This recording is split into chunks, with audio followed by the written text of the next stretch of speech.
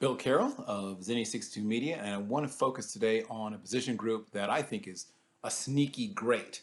Not just sneaky good, but sneaky great position group. And that I think there's somewhere between 4 and 6 long-term NFL starters to be found. And you can find 4 to 6 guys that are going to be long-term NFL starters from one draft. That's a great draft. People have a tendency to sort of overrate how many long-term starters you're going to find per draft.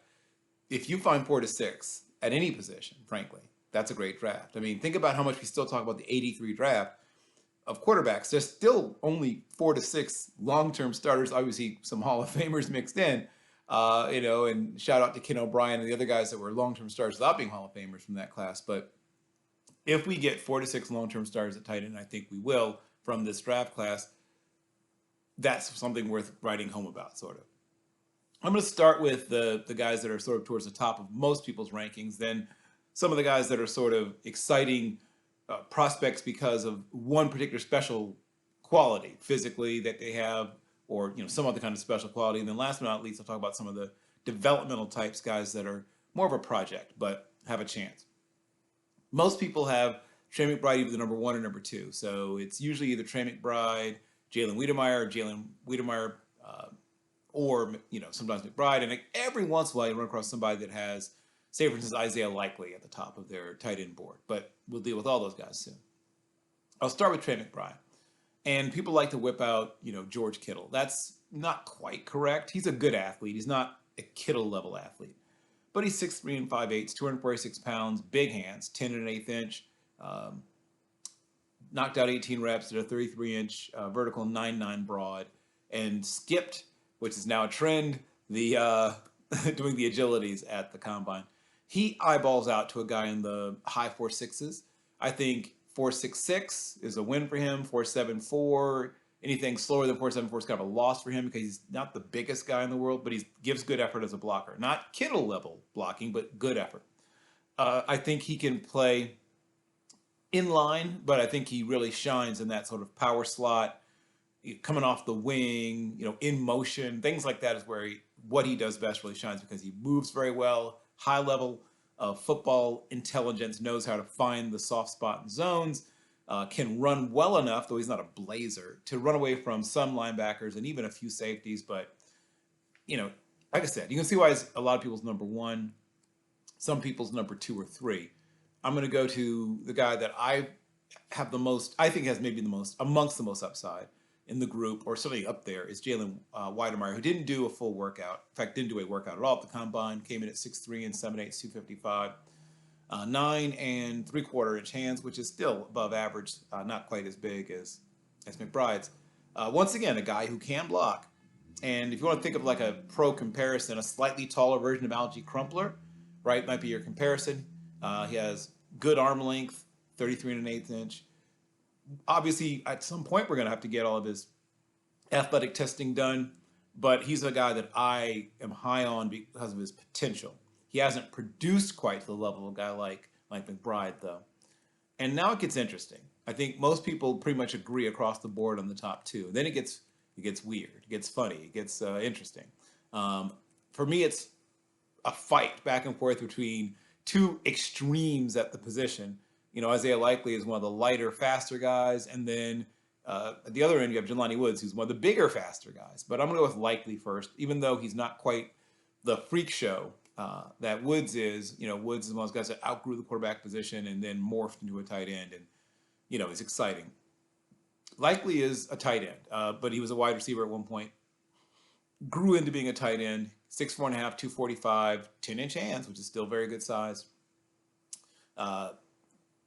Ran a shuttle, which is exciting because most people didn't. So he did a 4.57 at the short shuttle and had a 36-inch vertical. So once again, it means he can win and run up the rim. I think he runs well. I think I know they had the pro day at Coastal recently, so I may somewhere in my notes have his 40 time.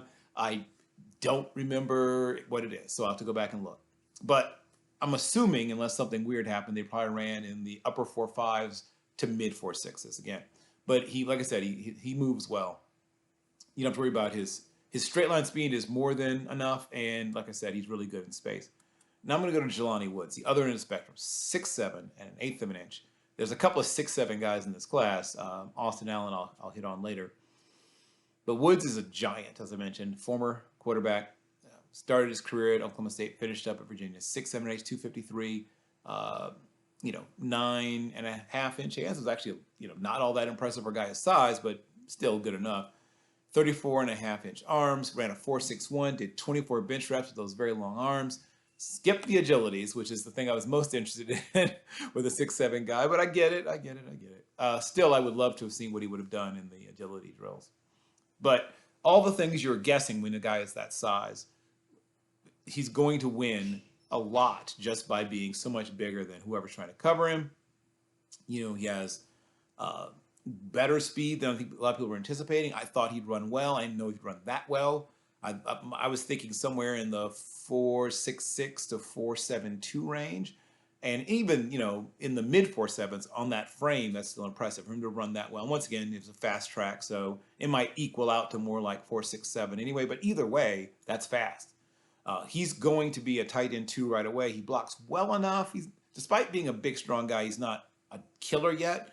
But they do run the ball a fair amount at UVA, and he has stayed in on pass protection at times, and he showed he can handle himself. A lot of potential there for him. I'm going to move now to another sort of smaller, quicker tight end in Greg Dulce, another former wide receiver, a walk-on who grew into being a tight end. 6'4", 243, 9 to 7 inches hands, 4.7 in the 40, 16 reps in the bench. Thank you for doing a 3-cone. 7.05 3-cone, which tells you he moves well. 4.37 in the short shuttle, 34-inch vertical, 10.2 broad. I'm going to come now to one of my particular favorites. Not everybody loves this guy. I love this guy. I think he's headed for a very long career. I call him a poor man's Greg Olsen. And that's not even an insult because I really like Greg Olsen a great deal. But in Daniel Bellinger at San Diego State, you have a guy who is a very good blocker, one of the top blocking tight ends in the class, can run routes, strong, full package, right? 6'4" and 7/8, 253 pounds, 10 1/8-inch hands, 32.5-inch arms, 4.63 in the 40, which is a definite win for a full-size tight end. It was over 250. 22 bench reps, 7.05 in the 3-cone. For a bigger guy, it's good. 4.47 short shuttle is above average for his size. Not great, but decent. 34.5-inch vertical, 10.5 broad. All the boxes are checked. He either tested at average or above average in everything physically. He catches the ball well, runs routes well, but once again, teams that want a guy who can block. Not every team cares, but some teams do. That could be your guy. I think Daniel Bellinger is a guy who spends 8 to 10 years as maybe a tight end 2 initially, eventually becomes a tight end 1. And like I said, when I think about, what he could be, not quite, because people forget what a freak Greg Olsen was. And if not for a few underutilized years at the beginning of his career in Chicago, if he was treated the whole time like an elite level tight end, when he got to the Panthers, he's a Hall of Famer. Moving on. Another smaller tight end is Grant Calcutta, a guy who at one point had to medically retire at Oklahoma due to a series of concussions, comes back.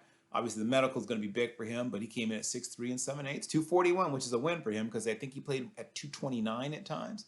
So it's good to see him get above 240. 10-inch hands, 33.25-inch arms, 4.62 in the 40, right? That's, excellent. There's only a couple of guys faster than that. And 20 bench reps. Another win for him because he's thought of as a smaller guy. Not a killer as a blocker, but solid, gets the job done. A lot of people really have Jeremy Ruckert higher than I have him. I know some people who have him as their tight end 1, a few, but a lot of people have him as tight end 2 or 3. Things that I like about him. He comes from an offense that does ask the tight ends to do a fair number of things. Sometimes go to the slot, sometimes be in line, even occasionally in the backfield. So he shows that he's got good, scheme versatility in terms of that. And he's got good size, really got nice frame, 6'5.5", 252. Didn't do a full workout. He did 19 reps on the bench, 10.1/8-inch arms. And, once again, we don't know what he was so much athletically because he didn't do a full workout. Next, and I'll go back to a giant guy, a couple of giants, but I'm going to talk about a guy I like more than most.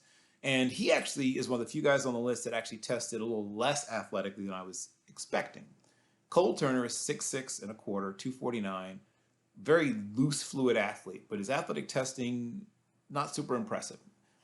He came in and, like I said, ran a 4.76, which is not terrible. Lots of guys have succeeded and had long, successful careers running 4.76 and slower. 17 bench reps, which nowadays is solid, but he's got, right about average arm length for maybe slightly below for a guy his height, but 17 reps is not bad. 7.06 for a guy who's 6'6" and 6'6" and a half is actually a 7.06 recon is actually very good. 4.41 in the short shell is once again a very good number for a guy his size. The 27-inch vertical was about 5 or 6 inches less than I was expecting, and then a 10 flat broad, which is solid, above average, in fact. He's smooth and fluid. He's not explosive, I guess, is what the takeaway is. But I think he still becomes a tight end 2 and hangs around the league for quite a long time. A couple more guys. This is, once again, now moving on to the ones that are less polished, not ready to go right out of the box. They're not ready to take over and be a starter. I'll start with a guy who was another big guy.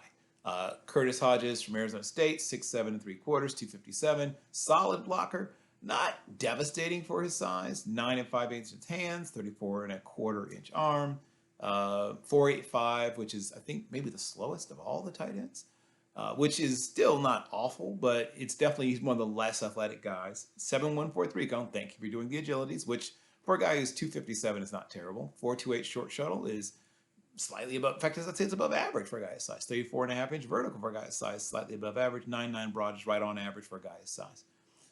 He's a backup tight end, and there's a job for guys like that. So I think he hangs around the league for a while, maybe not 8 to 10 years, but a handful of years at least. And sort of a similar guy, not physically so much, but similar kind of career path, I think, is for Peyton Hendershot from Indiana. There's some character question marks. They'll definitely need to be explored with him, but came in at 6'4 1/8, 250.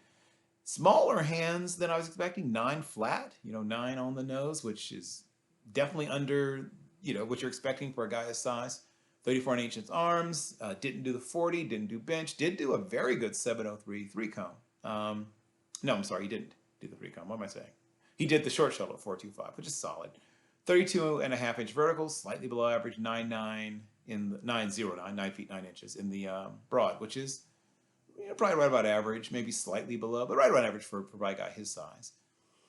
I think he can hang around the league for a while. He doesn't set the world on fire in any particular way. Now, a couple more big tight ends. This is a big tight end class. So when I look at some of the way I classify some of them, Austin Allen is an interesting conversation piece. 6'7" and 5'8", 253. Probably not a guy you could bulk up enough to play tackle. But he's a big kid from Nebraska. 4.83 in the 40, which is the second slowest of the group. 7.03 cone is actually one of the fastest 3 cones. So that's sort of what's that? It's a conundrum, right? I think he has the fastest 3 cone and the second slowest 40. So that's an interesting, the duality, right? Surprisingly quick, not very fast, but a big guy. 34-inch vertical, which is for a guy who's that tall, it's more than enough. 10.1 broad, once again, it's solid for a guy that size. I think he finds a way. He's a guy that works hard, is smart, and tough. There's a place for him in the league. I don't think he ever becomes a starter, but I think there's definitely a place for him. And going sort of in a very, I'll mention one of the guys, a little more polished, but is on the fringe between becoming a starter and being a backup. Charlie Culler of Iowa State didn't do a workout once again, a guy who was coming back off of some physical stuff from the season. 6'6 and a half, 252, 10-inch hands, 34.5-inch arms. And if you watch him on tape, he's more than a good enough blocker, right? You can tell he's been coached fairly well in the blocking part of the game. He's probably a mid to high 4.7s guy, but moves well in space despite not being exactly a blazer.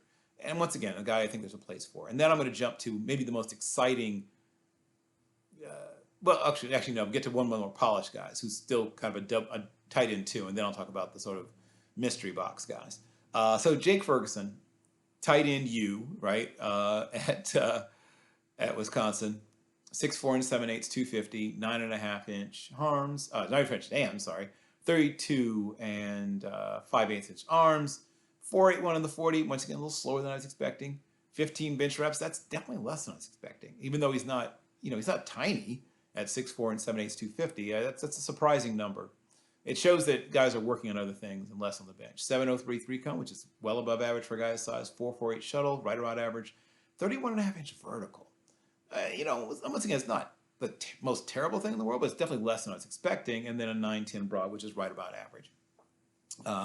Once again, a guy I think is a tight end too. Hangs around the league for quite some time, and eventually maybe becomes, I think he stays a tight end too. And now the mystery box guys. One guy's a mystery box just because he's been hurt and hasn't been able to put much on tape. He's one of the younger guys in the class. A lot of fifth and sixth year, not sixth. Well, no, one or two. I think maybe one or two sixth years, but a bunch of fifth year guys and obviously fourth years. This is a guy who actually has some eligibility left. So one of the younger tight ends in the class. Came out despite being injured virtually all of this past year. Is James Mitchell from Virginia Tech. Looks the part, 6'4", 249. Sort of halfway between the small sort of move tight ends and a full-size tight end. He's between the two. Didn't do a workout, still coming back from that injury. He's a mystery box. One, because you don't know exactly what you're getting. He hasn't played in a while. And two, even when he was very impressive in his sophomore season, there was a sense that he was sort of headed on the upswing and you were going to get more out of him, and then the more never happened. So, like I said, mystery box. I think he could be possibly a starter in the right situation, but I'd just be so nervous about taking him anywhere before about the 6th round just because of the mystery box situation. Because the mystery box could be, as was said on the Family Guy, it could be a boat, but it also could be a box full of air. Now to Chigoziem Okonkwo from Maryland, another mystery box. Not so much because there isn't tape out there, but because of the way he was used at Maryland, and once again his size. So at 6'2.5", he's the smallest, and 238, both, right? Smallest and the lightest. He's a very small tight end. There are some teams that will automatically think fullback, which I think is a mistake, to be perfectly honest. Not that he can't play the position. I think he can play fullback just fine, but I think you're missing out on really what makes him interesting and special to me is getting him in space. He was the fastest of the group at 4.52, had a 35.5-inch vertical. For some reason, despite the fact he looks incredibly powerful, he skipped the bench. I'll never get that. I mean, I'm sure he might have had a chance to outlift everybody. He's rocked up. The 3-cones and short shuttle, especially on a smaller tight end, I really want to see that, but he didn't do it. I guess he'll do it at his pro day. So he's a mystery box. Once again, a guy I would not feel comfortable taking before, at the earliest, the tail end of the 5th. Somebody might take him early because of his athletic traits, but I'm just nervous. I'm going to come with one other guy that some people have him in their top 3 and top 3 to 5, and I'm not quite as high on him. And once again, athletic testing will help me to figure out what he can be. But Cade Otten is a guy that was, an all-conference tight end at Washington, 6'5", 247, 9.5-inch hands, 32 and 3/4-inch arms. Didn't do a workout. I get the feeling he's going to test as an average athlete, and some people think he's a future starter, and guess what? He might well be. Nothing I've seen on tape and nothing I've seen in his athletic testing screams to me, you have to take this guy. Everything I've seen so far, he falls to you, right? And I have a mid to upper 4th round grade on him.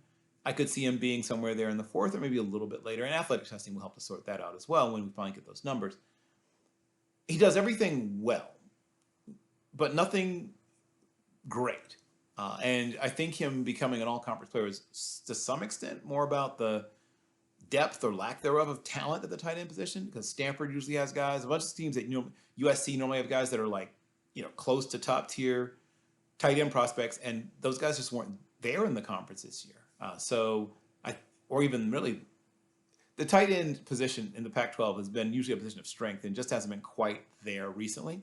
I mean, Daniel Bellinger to me would have been better than any Pac-12 tight end this year or last year. But let me just wrap this up in a bow. There's also some guys who I just think are going to be sort of depth, special teams, backup, whatever type guys, and I don't think will ever be much more than that. Now, once again, it could turn out that I'm wrong and these guys end up being much more. But taking Quintario from the Oregon State, big enough, right?